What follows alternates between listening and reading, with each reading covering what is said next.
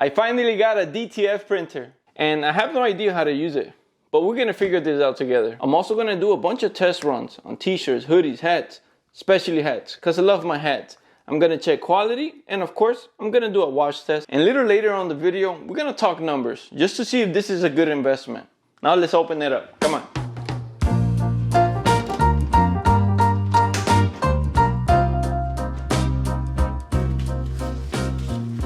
What?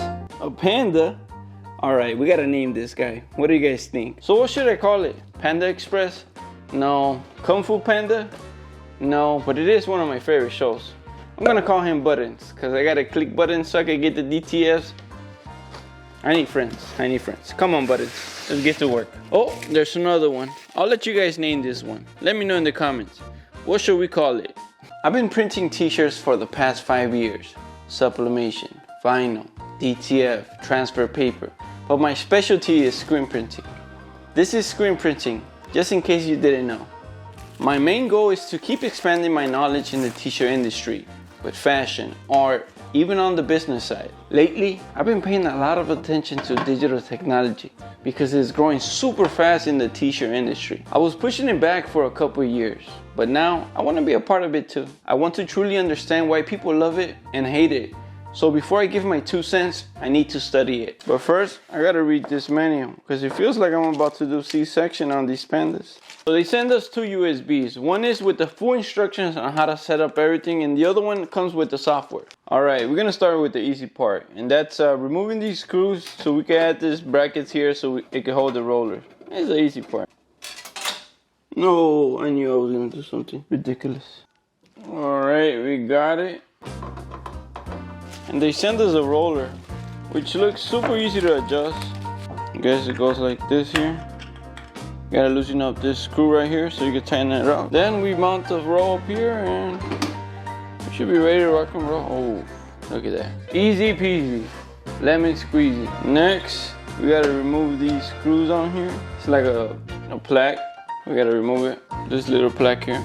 And we gotta cut this tag. Then we gotta add like this ink dispenser.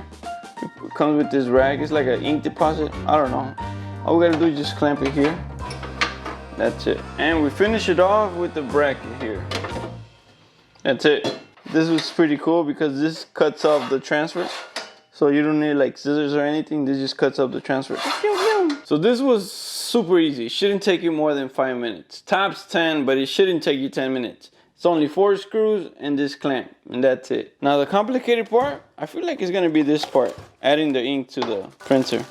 The box comes with cyan, magenta, yellow, black, white ink, this nozzle protection fluid, and DTF powder. We're gonna add the ink here, so let's take these caps off. If you don't wanna get your hands dirty, then I will recommend to wear gloves. Me, I work with paint, ink every day, so I'm already used to it. But still, if you don't like to get your hands dirty, wear some gloves.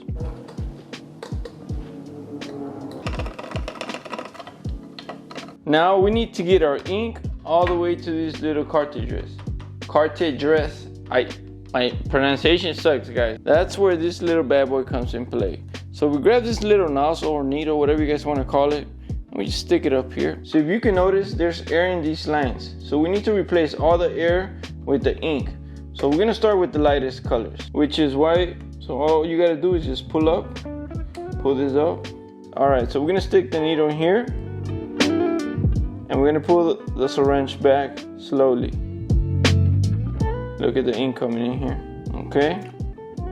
Looks like we're good. Oh, yeah, I just did that. Now, all we gotta do is just throw in all that extra ink back in here. Our goal is to fill this circle in here.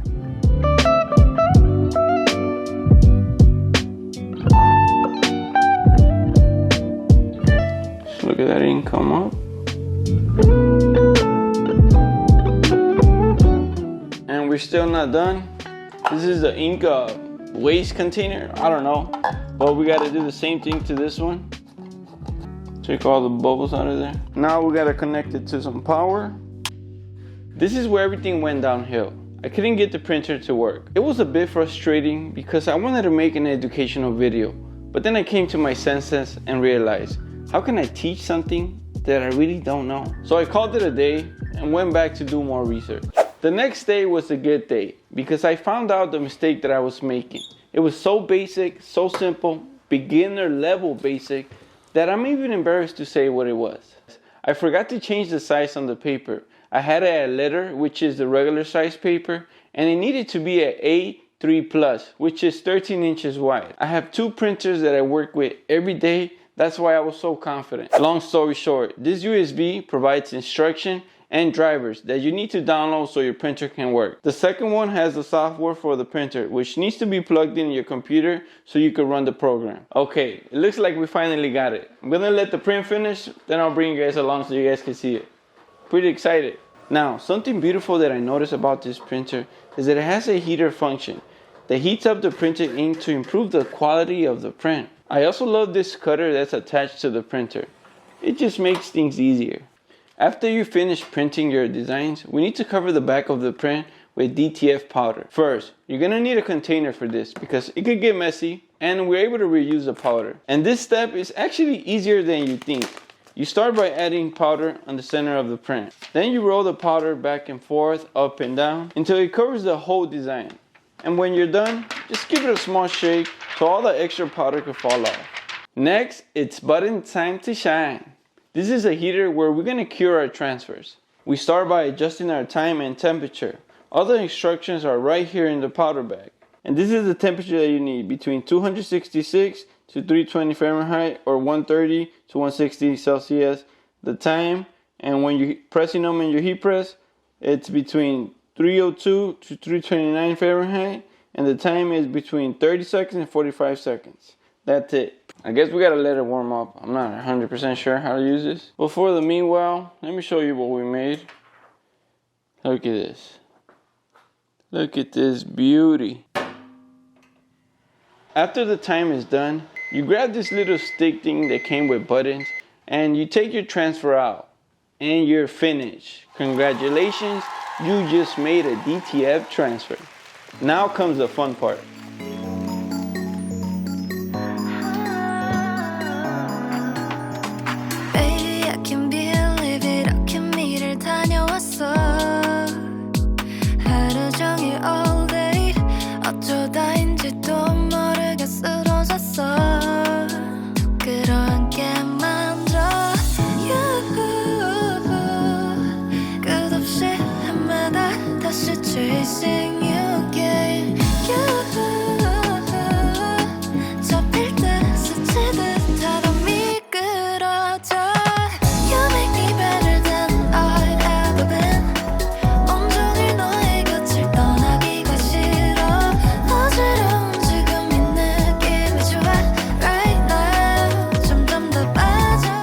So I let this t-shirt sit for a good 24 hours just so the DTF could adhere properly.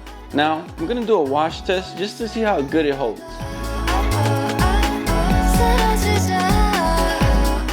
Now we wait, but I need to make me a hat and a hoodie. Well, I don't need to, I want to. So let's get back to work. So we need to shake the inks since they get a little stuck. Can you see? Kind of like, there's like some thickness up here. Boom, it's gone. I don't know if you guys can hear that, but as soon as I turn the machine on, it already starts shaking the white ink, which is pretty cool. Baby, one more time. Oh, you make me better than I've ever been. And what I do, I just grab all the powder from this container, put it all back in here so I can reuse it. Just close the bag. I mean, you don't have to if you have a container that seals all the way properly, but this one doesn't seal all the way. Sometimes you get a little bit of moisture in there, which causes the powder to kind of mess up. So I just put it back in here. I do screen printing transfers, that's why it's kind of similar. Just felt like I had to say it because you guys were gonna be like, I thought you didn't know how to do this. kind of messed this one up. I touched it when I was adding the powder. I guess I touched it with my finger. So I ran out of hoodies, but I do got a sweater, so we're kind of close. So let's try it out. Either way, this is still a test.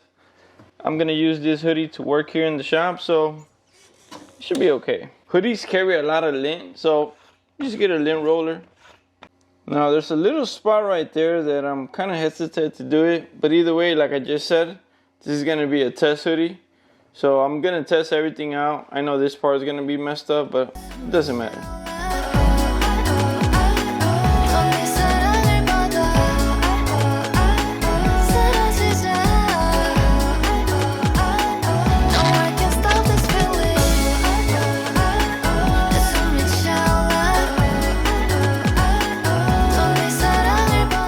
Alright, this is the first wash test. I don't know if you guys can notice, but the onesie and the t-shirt shrank a little bit.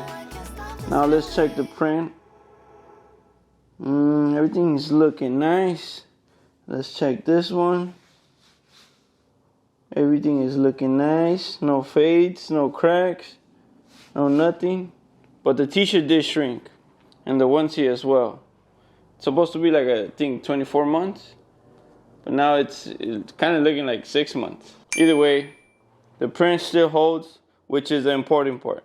But I'm gonna do a second wash test because eventually I'm gonna be selling these. So I gotta make sure that the quality is there. I don't want returning customers complaining, if you know what I mean. I'm gonna put them with the jeans now just to see how it goes.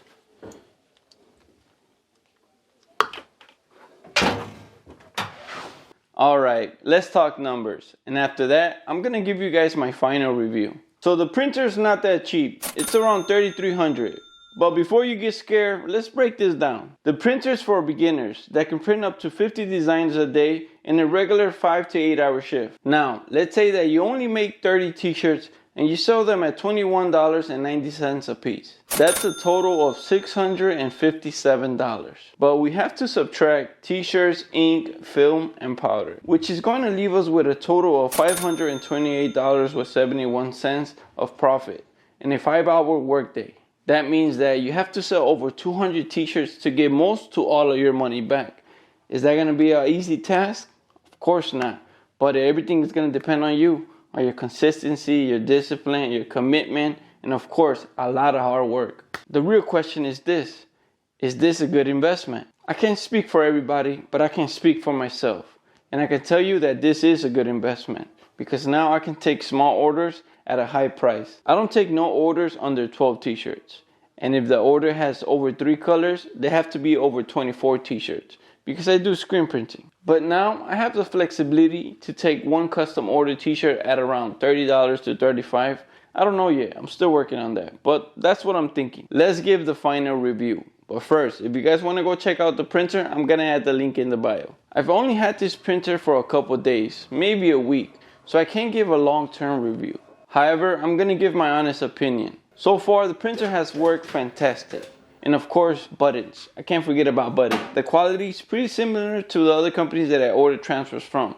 So I really can't tell the difference. Is this printer better than other DTF printers? To be honest, I don't know. This is my first time I ever own a DTF printer. Because I know you guys are going to be thinking that. I was thinking that. But this printer already provides everything that I need. So I don't have a reason why I should be looking for other options.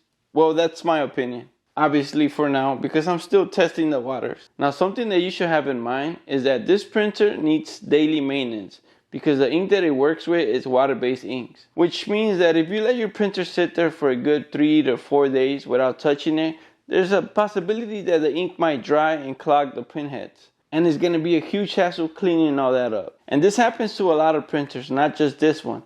But this one's more expensive, so take care of it so it can last long. Overall, I give this printer a 9 out of 10. I can't give it a full 10 yet because I need to see how it holds in the long run.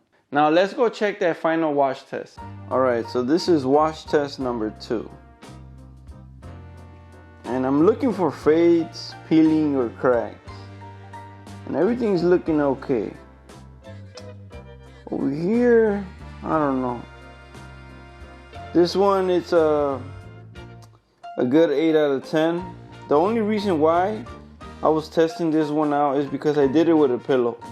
So I'm Still curious, I'm still testing this out.